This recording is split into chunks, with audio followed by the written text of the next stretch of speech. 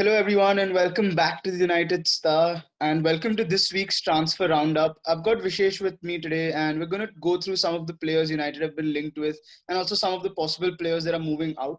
So, first up, let's talk about the big one on the right wing, the man himself, Jadon Sancho. Prasham, as I've been saying all along since the links restarted, it's just going in a positive manner for Jadon Sancho. We dropped a video yesterday as well when solid rumors came out from tier one uh, journalists that we've put in a 60 million bid and Dortmund are agreeing to that. It's just the add-ons that need to be sorted. I think we just need to give this transfer some time and we will see Jadon Sancho on the right wing for us. I think it may drag on because United have learned how to stay firm, but I definitely see him playing for United. I'd give this transfer a 9 out of 10 according to me. Okay, yeah, I completely agree. And also, the price of 60 million plus whatever add ons maybe is an absolute bargain for the quality of player Jadon Sancho is. And I think you're absolutely right that he's an important player and we will get him at the end of the season. But there's not much more to that rumor since we put out a video yesterday. So let's move on to the next player that is Jack Grealish from Aston Villa. What are the updates on that and what do you feel about the price tag? To be honest, I get a feeling Jack Grealish dug his own problems by keeping Aston Villa up. Uh, a lot of teams would have taken him for the 50 million price tag that he had, but the 80 million price tag that has been, slammed on the table isn't something I would pay for Jack Grealish, even though he's a world class player and he would definitely improve our team. But I don't see him coming in as a starter, and I would definitely not spend 80 million on a bench player. That being said, there have been rumors to Arsenal, and more or less we've seen the famous tweet he put out, which people are reading in, where he's blocking his ears. It's like the agent's like, you're going to Arsenal, and he's like, hell no. So I think it's going to depend on what Grealish wants. He will have to force a move out.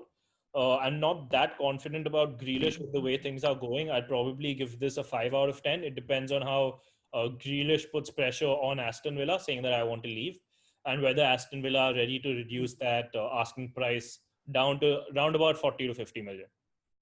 Absolutely. I think it's the VAR has cost the technology has cost us 30 million here, and I think has cost us and has cost Jack Grealish's future as well. I don't see him staying at Aston Villa, but I also don't see him moving out for the price of 80 million. I completely agree with you. Finally, just about an hour ago or 2 hours ago, there is this reports are coming out from France that Manchester United have made a 30 million bid for Gabriel, the defender. So it looks like his statistics are good. It looks like he's a decent player for 30 million euros, remember, not pounds. So it's much cheaper. So what do you think of that? It's becoming more and more evident that United are looking for a left-footed centre back. There have been rumors to him, obviously, with the 30 million now being said.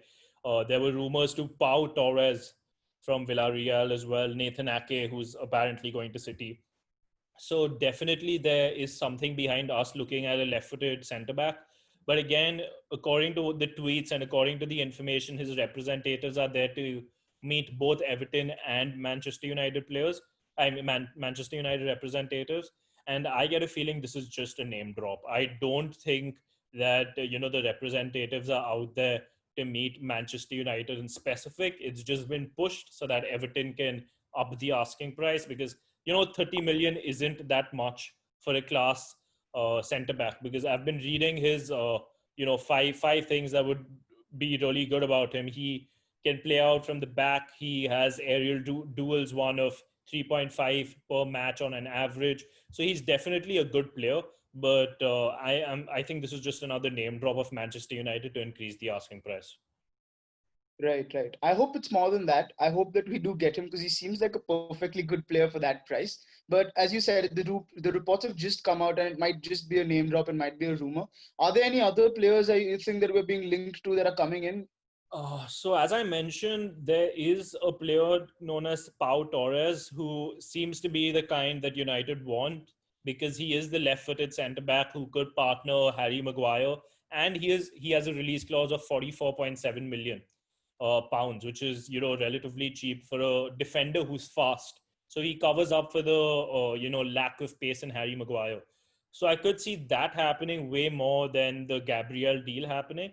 There was also Jimenez rumors, but the English journalists, tier ones, have just rubbished it completely. It was coming out of Portugal that Wolves found a replacement, and for that reason, Jimenez is heading to United. But again, I don't see that happening either.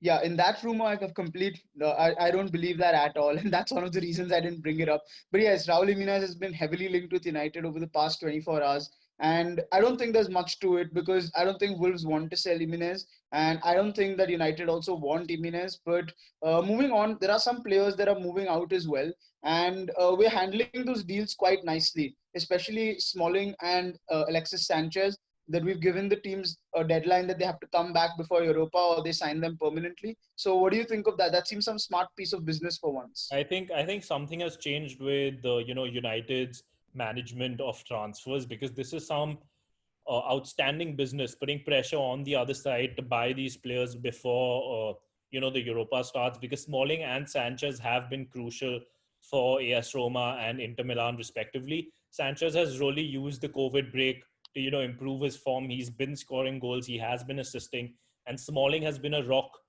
in the defense for AS Roma. So definitely, I see us doing some good transfer deals when it comes to that.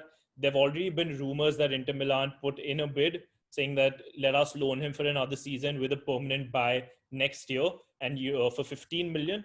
But United rubbish that, which is outstanding for the simple fact that he would have still remained on our paycheck for another season, and we cannot afford 250 250 million pounds, no, sorry, 250,000 pounds on a weekly basis when we're getting the likes of Sancho in, maybe Grealish and other players. So we're doing well when it comes to transfers out. I would also mention there have been rumors of Tahith Chong going out when we're bringing in Jadon Sancho. So Tahith Chong goes to Dortmund on loan, but that's about it. Jesse Lingard's been doing the rounds that he may end up either at AC Milan or Inter Milan, but there's been nothing concrete about that. So I think the way we're handling Smalling and Sanchez, we need to give the club a 10 out of 10 for that. Absolutely. I think you've covered the bases in terms of which players are going out. Also, just a rider that Man City have come to a close deal with Ferran Torres, which is an incredible deal that they've got there. Probably done with Nathan Ake. Chelsea already have signed a few players. So I think United do need to get moving on the transfer front. And as Vishesh said, there are positive signs with Jadon Sancho. So thanks, guys, for tuning in. We'll be back with another transfer roundup next week. And we'll see what happens. Hopefully, we have good news for Jadon Sancho by then. Thank you, guys, and subscribe to the channel.